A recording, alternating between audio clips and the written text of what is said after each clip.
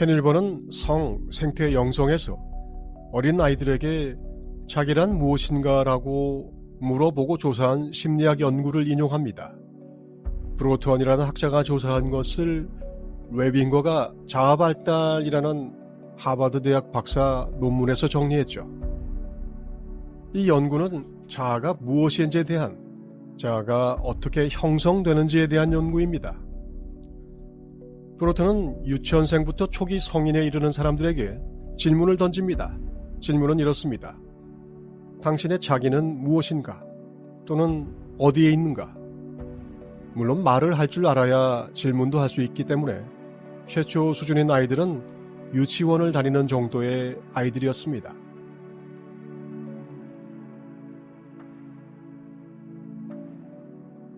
브로턴이 0 수준으로 정한 아이들은 한국 상황으로 보면 어린이집을 다니는 말을 할 줄 아는 아이들이죠. 우리가 이미 알고 있는 마법 신화 단계의 아이들입니다. 이 아이들은 자기가 안에 있고 현실은 밖에 있다고 답을 합니다. 이 아이들은 사실상 정신과 신체를 구분하지 못합니다. 그래서 아니라고 생각하는 나와 바깥의 사물, 환경은 구분하지만 실물로 있는 대상과 그것에 대한 생각을 구분하지 못합니다. 우리가 기억해야 할 것은 이 수준에서의 자아란 그저 대상인 세상과 인식 주체의 구분선 정도가 있다는 것이죠.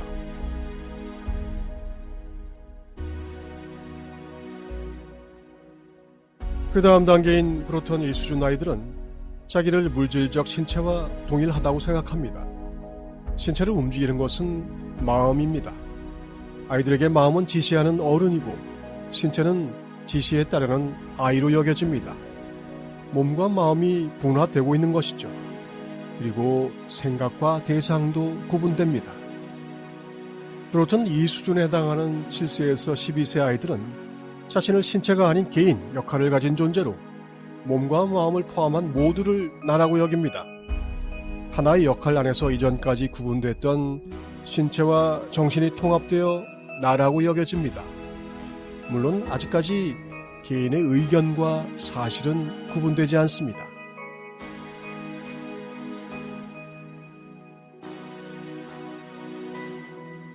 브로턴 3수준인 11세부터 17세에 이르면 드디어 사회적인 역할이 진정한 자기와는 다른 것으로 간주됩니다. 역할과 나는 다른 것입니다. 내 역할을 이해하지만 진정한 나는 뭔가 다른 것이라고 여깁니다. 사회가 나라고 말해주는 나와 다른 내면의 자기라는 것이 생겨납니다. 브로턴 4수준에 이르러 사람은 가설과 연역의 논리를 사용하며 자기를 성격, 경험, 행동에 통일성을 부여하는 기초적인 조건이라고 생각하게 됩니다. 비로소 자아라고 할 수 있는 것이 성립된 것이죠. 나는 때로는 모순되게 이렇게도 저렇게도 생각하고 행동하지만 그것을 통합하는 내가 있습니다. 우리가 흔히 말하는 에고가 4수준의 자아입니다. 자아 그 자체가 문제가 되는 것이 아닙니다. 그런데 자기는 일관되게 경험과 행동에 동일시될 수도 있습니다. 그저 감각적인 요구를 충족시키기 위해 등장하는 반사작용 시스템이 될 수도 있습니다. 자아라는 것이 성립함과 동시에 그것은 통합의 주체라는 경험일 수도 있지만 오직 나를 중심으로 세상이 돌아가는 처절한 경험적 제약이 이른바 욕망을 충족시키고 공포에서 도피하고자 하는 인공 두뇌 시스템에 가까운 반사작용 자기일 수도 있는 것이죠.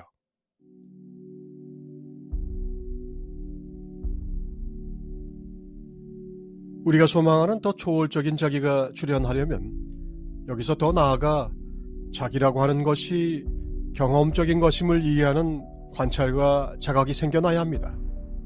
그것이 반사작용에서 떨어져 나와 경험에 대한 목격자로 등장해야 합니다. 합리적인 이해를 통해 자아를 관찰하면서 초월하기 시작하면 보는 자와 보이는 것, 즉 물질과 정신과 자아의 통합이 이루어지면서 몸과 마음이 모두 자기의 경험이 되고 의식이 육체, 마음, 자아와의 배타적 동일시에서 분화됩니다. 이곳이 바로 켄 윌버가 켄타우로스라고 부른 실존 대역입니다. 실존은 상당히 많은 분리를 통합해낸 높은 의식 수준입니다. 겉모습으로 실존 대역의 특징을 나타내는 듯 보이는 것도 그 아래 통합이 이루어지지 않았다면 이른바 전초 오류에 불과합니다.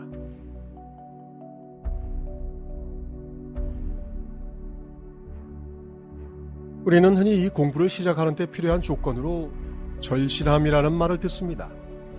돈에도 절실하고 명예에도 절실하고 사랑에도 절실할 수 있는데 여기서 말하는 절실함이란 뭘까요?